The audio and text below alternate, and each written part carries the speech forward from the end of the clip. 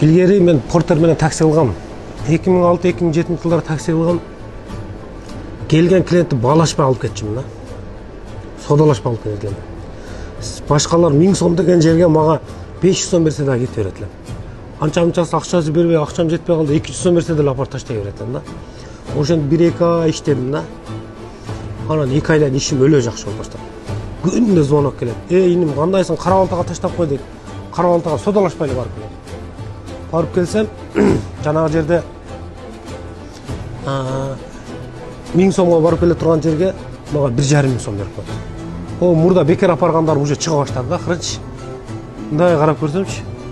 Анан клиентим дагы көп. Анан айтканы кылам. Ошентип баягы акырын иштеп жүрүп 4 такси жасап, баягы балдарга берип, анан ошентип бир 3-4 жыл иштегенмин да. Значит, баягы адамдан биринчи акы талап кылсаң, Кудай таладан сразу акы талап кылсаң, анда ийгиликке жетүү кыйын экен да, байуу кыйын экен. Биринчи акысы жок, сен өзүң мындайча айтканда немени көрсөтүшүң керек экен да. Мээнеткечтигиңи, анан кийин болсо болот. Мисалы үчүн мусулмандар үчүн болсо 5, болбосо 15 дейт го, болсо болот, болбосо дагы жакшыраак. Себеби баягы кедейчилик ушунчалык бейишке киришке оңой деп коет го.